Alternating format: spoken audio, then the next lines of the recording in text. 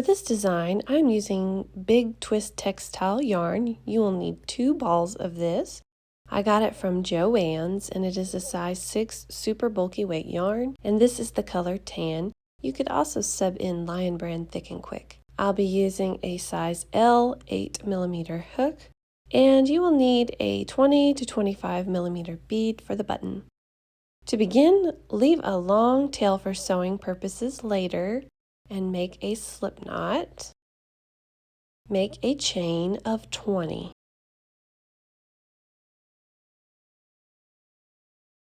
In the third chain from your hook, make 1 half double crochet. Make another half double crochet in the next stitch. Now we will begin our half double herringbone stitch pattern.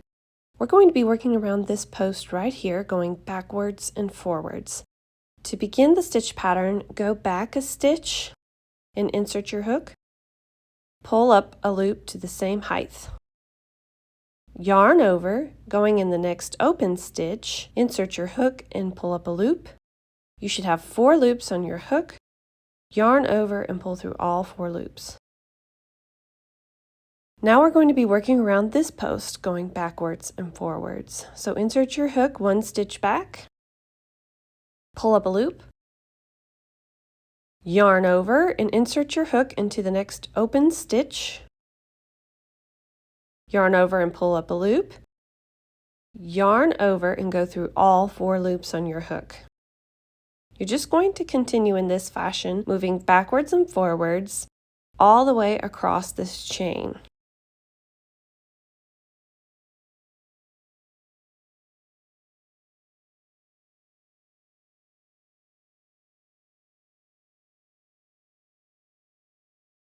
This is what your piece should look like.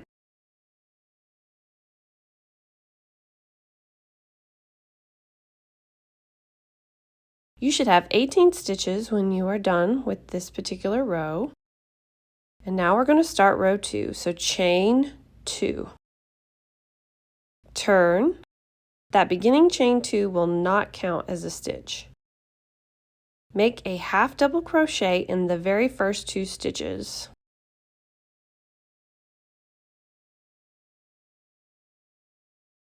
Now we'll begin our stitch pattern, moving backwards and forwards around our last half double crochet post.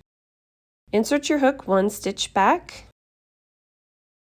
yarn over and pull up a loop, yarn over, go to the next open stitch and insert your hook, yarn over, pull up a loop, yarn over, go through all 4 loops on your hook. So just continue repeating the half double herringbone stitch pattern all the way across, and you should still have 18 stitches. This is what it should look like, and you're just going to repeat the last row until you have a total of 23 rows. Once you do that, I will meet you back here and show you what to do next. So here I have a total of 23 rows completed, and I'm going to show you what yours should measure. So mine measures about 13.5 inches or 34 centimeters in length.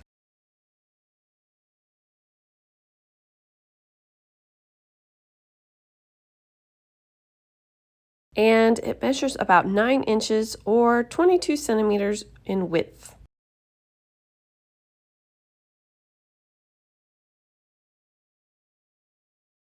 So now that we've got the majority of our bag body, we are going to start decreasing for the front flap.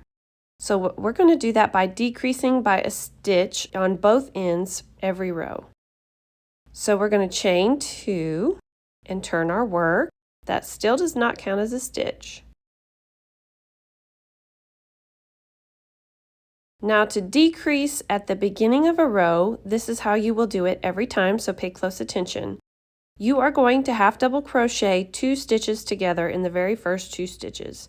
So that's just yarn over, pull up a loop in the first stitch, yarn over, go into the next stitch, yarn over, pull up a loop. You should have a total of 5 loops on your hook, yarn over, go through all 5 loops. So that took 2 stitches and made it into 1. Now, in order to start the stitch pattern, we're going to look at the holes at the base. We're going to pretend like there's still 2 stitches. So we are going to pretend like this is our post, and we're going to work backwards and forwards around that same stitch. So go 2 holes over, yarn over, pull up a loop, and then yarn over and go in the next open stitch and do a half double crochet just like we were doing before.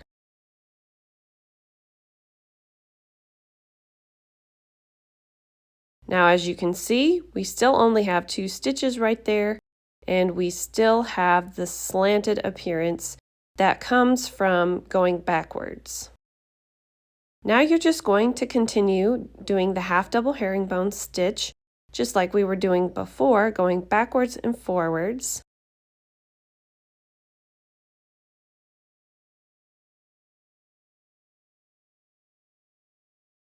And you're just going to continue in this fashion until you get to the very last 2 stitches of this row. Once you get to the last 2 stitches, I'm going to show you how to decrease on the end, so I'll meet you there. So here we are, we have 2 stitches left in this row, and I'm going to show you how to decrease while keeping the stitch pattern. So you are still going to insert your hook 1 stitch back and pull up a loop. And you're going to yarn over and go to the next open stitch and pull up a loop. Now, instead of going through all 4 stitches, we are going to go through just 2 stitches. We're going to create a post right there. So yarn over and go through only 2. That leaves you with 3 loops on your hook. Now that created another post for us to work around. So insert your hook 1 stitch back, and we're going to work backwards and forwards around that post we just created. So insert your hook 1 stitch back and pull up a loop. Yarn over, go to the next open stitch, which should be the last stitch of your row, by the way. Yarn over and pull up a loop. Count your loops on your hook. You should have 6 loops. You're going to yarn over and go through all 6 loops. So we decreased it, and yet we kept the appearance of the slant. So that is how you're going to decrease on the end of each row. So we're going to chain 2 and turn. I'm going to show you again how to decrease at the beginning and the end of each row. So again, we're going to half double crochet 2 together.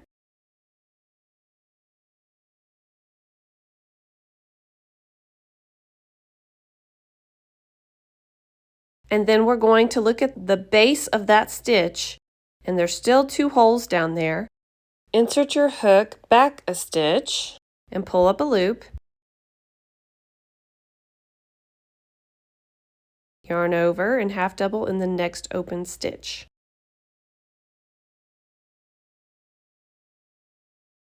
And that's what it should look like. You should still only have 2 stitches. So now you're going to continue in your half double herringbone stitch pattern.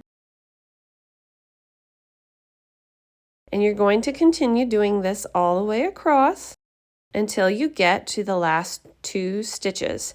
And again, I'll show you one more time how to end it. So here we are, we have the last 2 stitches of the row. We've got this post right here, so we're going to work around it, going backwards and forwards. And now instead of going through all 4, we're just going to go through the first 2 to create a new post. And now we're going to work around that post, going backwards and forwards. So insert your hook 1 stitch back and pull up a loop. Yarn over, insert your hook in the last open stitch, yarn over, pull up a loop, yarn over, go through all 6 loops on your hook. So this is how you will decrease on each end as you go along.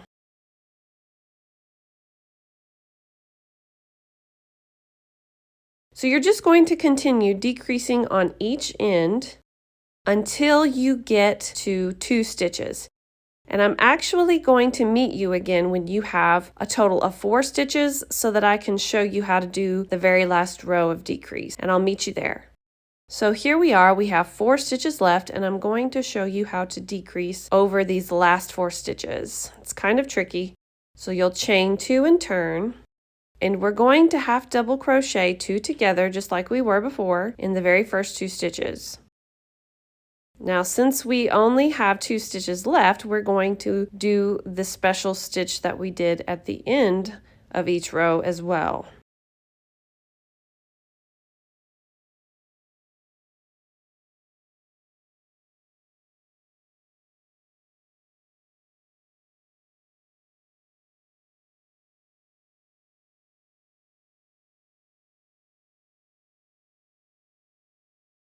So there you should have just 2 stitches left. And now we are going to create our buttonhole.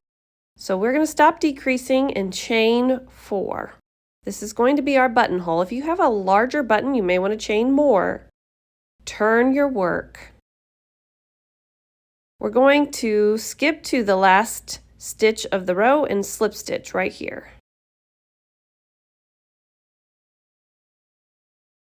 And that is what it should look like.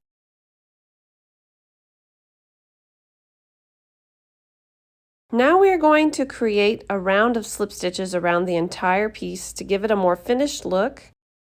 For every 2 rows of our stitch pattern, you need to make 3 slip stitches. So what I'm going to do is I'm going to do a slip stitch in this first row here in the chain 2.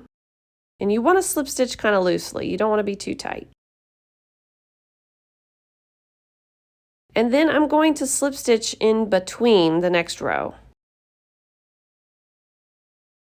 And now I'm at the second row and I'm going to slip stitch in the side of that half double stitch.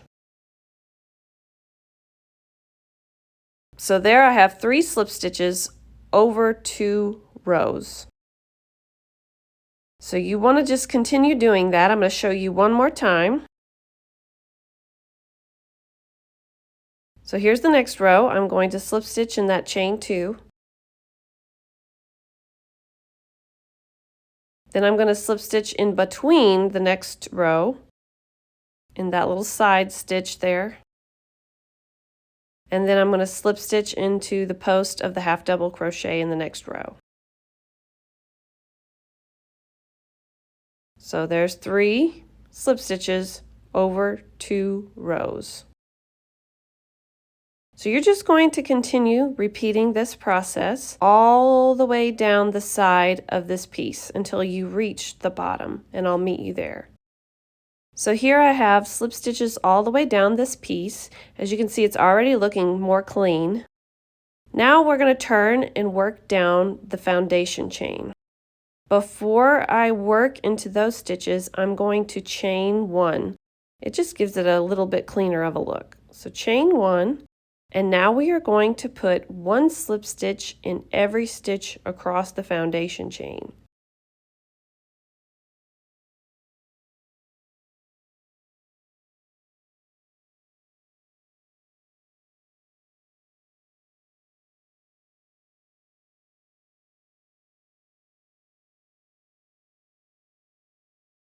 So just continue making 1 slip stitch in each foundation chain stitch across, and I will meet you at the corner. So here I've got all my slip stitches across the bottom. I'm going to chain 1 before I turn and work the other direction. So just like we did on this other side, we're going to repeat the same process. Put 3 slip stitches for every 2 rows as you go along.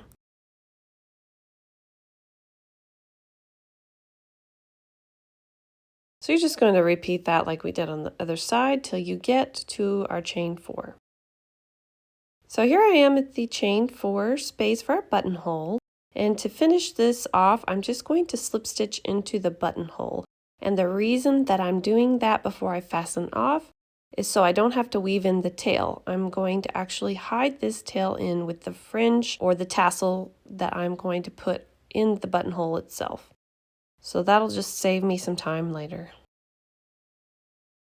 So now you're going to flip your piece over to where the wrong side is facing you and grab the long tail. We're going to use that to sew the piece together. So your front flap should end about right here, and the way that I'm going to show you that you know that you have enough rows, you're going to count 11 rows from the top and make sure that that is where the front panel ends. So you should have 11 rows, and then you're going to be careful and flip it over, and you're going to want to grab 2 stitch markers. We're going to count 11 rows up and then add a stitch marker to the slip stitch that corresponds with that row.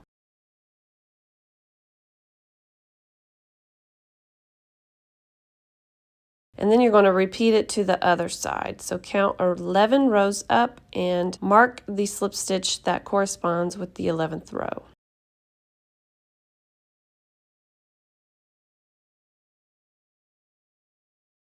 So now you are going to take the long strand that you left for yourself, and you are going to go through the slip stitches that you created in the finishing round and whip stitch the sides together.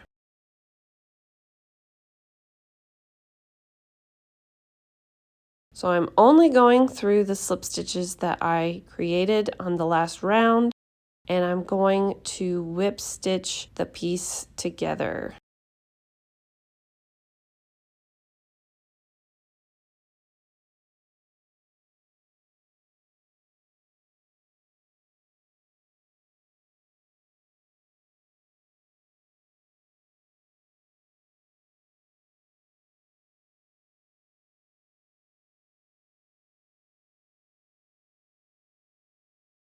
So just continue in this fashion, going back and forth between those slip stitches until you reach the bottom, and then I'm going to show you a trick.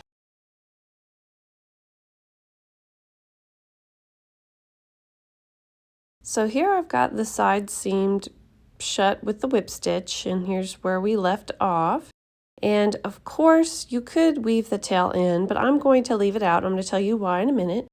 And of course you're going to repeat this process from the top to the bottom, starting at the top and working your way down to the other side. But I'm going to show you here, I'm planning to add fringe to the bottom of this bag. So instead of weaving this tail in, I'm just going to add it to the fringe at the base. So as you can see, I'm knotting it off here, and then I'm just going to leave it, and I'm going to add the fringe later and just kind of make it blend in that way instead of weaving the tail in. So you are going to need to cut a pretty long strand of yarn and repeat to the other side. And this is what your piece should look like once you get it done. So I'm going to show you how I add a little tassel to the buttonhole. I'm just using about 4 fingers, and I'm wrapping my fingers 7 times, but you can do it more or less if you'd like.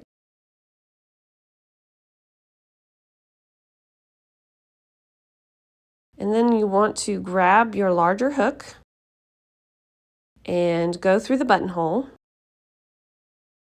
And then you're just going to grab one end of all 7 tails there and pull it through. And then fold the strands in half to where they're about equal. And you're going to go ahead and hide that tail that we ended with. Go ahead and hide it in this tassel.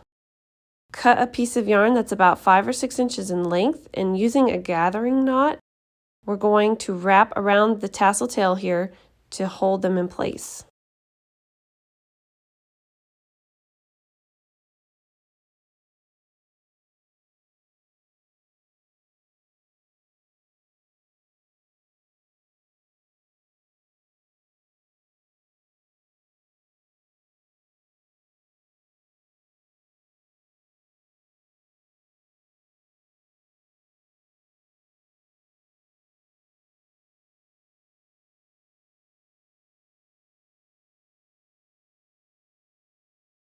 Cut off the excess. And then you're just going to trim your tassel so that the tails are all even.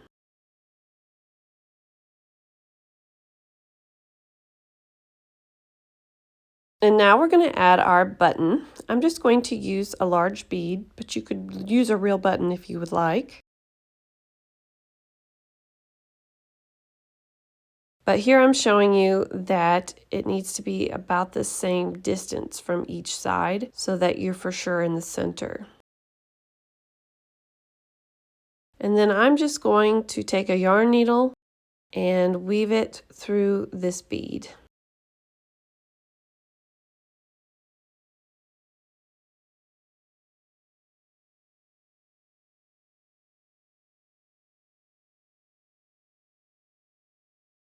I'm going to go back through the bead so that it's extra sturdy. And then just take the tails to the inside of the bag. And I'm going to just tie them in a knot and then hide the tails.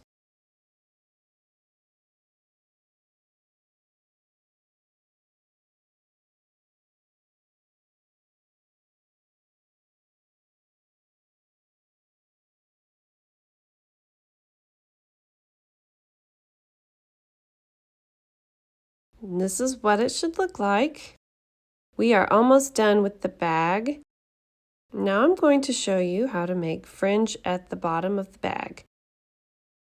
So I decided to use a piece of cardboard for this because I wanted it to be a little bit longer. And my cardboard here is about 6.5 inches, but you could do about 5.5 inches realistically if you want it shorter. And I am just going to wrap this piece of cardboard a total of 40 times because you want 2 strands per stitch. And then we're just going to hide these strands in with the other one. So I'm going to cut this strand and the other strand to the length of the width of the cardboard. And that way I don't have to weave these tails in. They're just going to be hiding in the fringe. So now I'm going to wrap my cardboard 40 times and then just cut the bottoms to be even.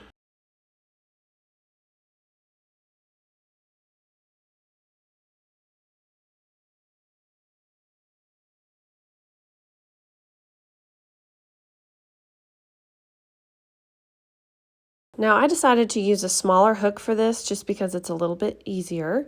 So I grabbed a 5.5 millimeter hook and I'm going to show you there's a space underneath these stitches that make it real easy to attach the fringe.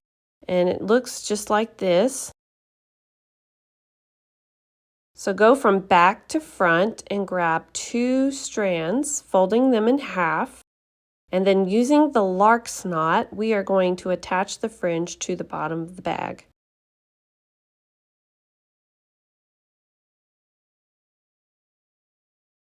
And you're just going to continue doing this in each stitch across the bottom.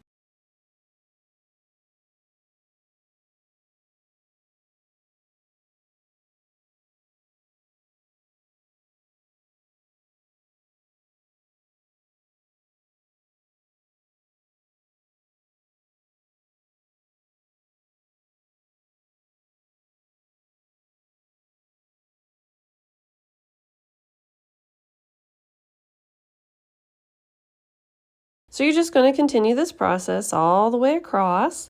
And right quickly, I'm going to show you how to hide those strands in with the other fringe. So because it already has a strand, I'm just grabbing 1 strand and I'm going to place my hook right there next to that strand and fold the 1 strand in half and pull it through like we were doing before. Only this time, grab all 3 strands and pull them through. And that just makes it look like the rest of them. So just continue doing this process all the way across. You may need a few more strands of fringe than what you counted originally, but it doesn't really matter. You just want it to look real full like this. And of course, you're going to want to trim the ends to be even. I also used the same strap as I did for my amaryllis bag, and I will link that in the description box, and I'll also put it somewhere on the screen so you can click it and learn how to make this strap. I made a chain of 102 for this particular strap, and it's the perfect length for a crossbody bag. So when you get to that video, just keep in mind you need to chain 102.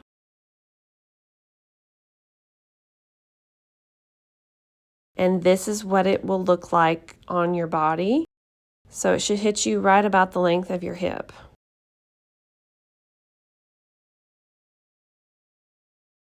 Your herringbone hipster bag is complete. I hope that you enjoyed this tutorial today. If you did, please give it a thumbs up. And if you haven't already, please subscribe to my YouTube channel. Thank you so much for watching.